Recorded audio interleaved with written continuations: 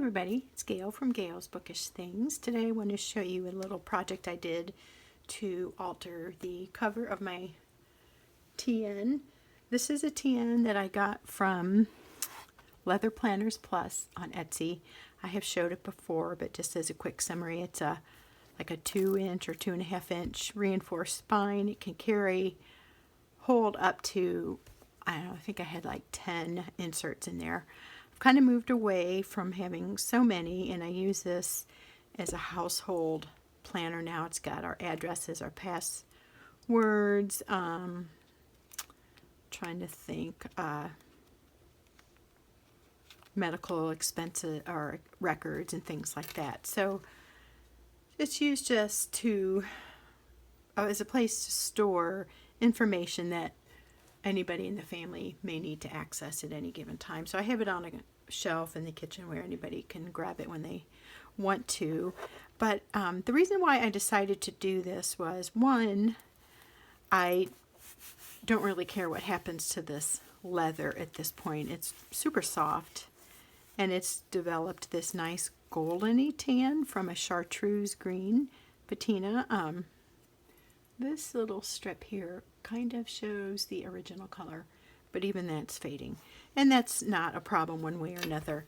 But since I'm not using it as my planner and something I keep with me all the time, or my faith journal, and it's a household thing, I'm a little bit indifferent, I guess, to what happens to the cover. So I'm feeling free to experiment with it. So yesterday I had ordered some archival ink on Amazon, and it came yesterday. So I just tried this with a stencil I already had. I got the Ranger archival ink, which is supposed to be something that will, well, it says there, permanent and waterproof.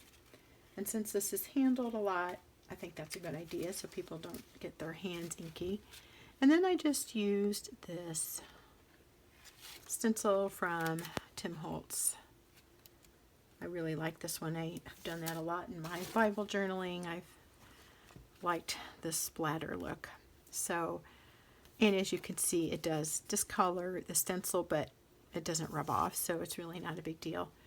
The reason, number two, that I decided to do this was I'm thinking of altering the leather cover of another notebook I have that I haven't really clicked with, and I've mentioned that a few times. It's my Chic Sparrow Pelican pocket size.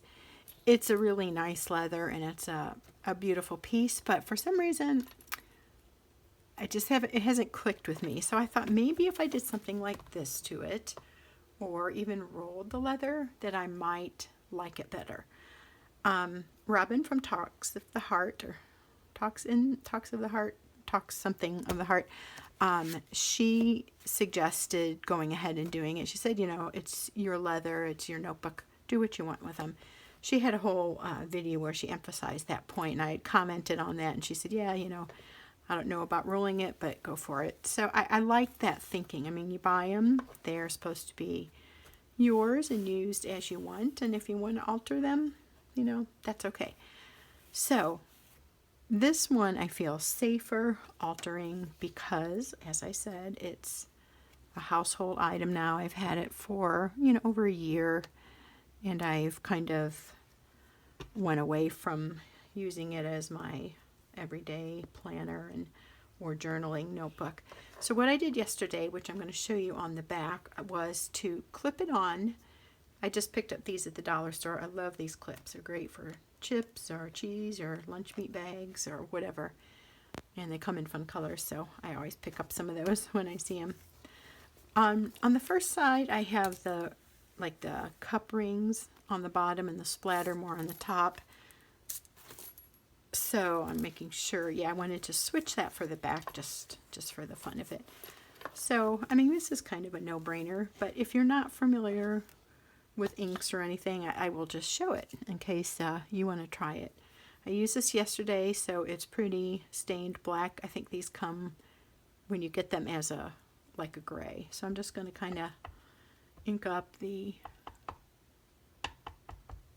blotter there. And it's kind of hard now that it's all stained, but, and then I'm just going to kind of dot it, but kind of use a circular motion too, so I don't just get a big ink spot. You know, I want it to look kind of more natural, I guess you could say. So I'm going to start spinning, and I'm just going to kind of work over all these little openings in the stencil. And to me, this just creates more visual interest. I've really come over the years to appreciate the idea of texture in things. I've always liked collaging and done that since high school, but sometimes when it comes to embellishing something or doing a collage or doing any kind of embellishment, I've been more minimal with it, and now I know I just really find that I like playing around with it and adding. And the more I add, there's a point where you add too much and then you don't like it anymore. It's like, it is too much, but I really feel like I've come quite a way with pushing it a little bit and really decorating things. And so along those lines, I thought, why not? Why not try this on this journal? Doesn't hurt anything. And it's a fun way to play around with these leathers and the inks and see what happens. So I think this is probably pretty good. I've gotten most of the little splatter marks, I believe. Maybe a little bit more there. I showed my husband the other side to this yesterday. I'm like, oh, hey, how do you like this? And he's like, oh no, what happened? And I'm like, I did that on purpose. And then he had to be nice and say, oh, yeah, that looks good. But he doesn't care. It was funny. Anyway, let's see what this looks like. So I'm just going to remove the clips. Going to be a little bit careful with this till it dries so I don't get it all over my fingers. And there you go. How is the glare? I think it's okay. The way my clamp holds my phone, it totally blocks my view, so I'm going to move it off to the side. Yeah, I like that. I just think that is super fun. On the monitor or the screen or whatever, it's showing a little bit darker than in person.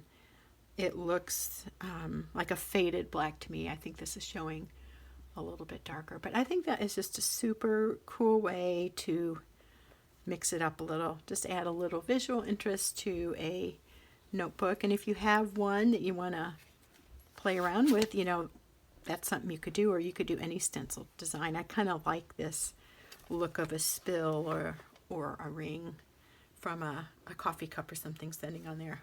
It's kind of maybe a natural thing. Anyway, so I'm happy with that. I am going to let that dry.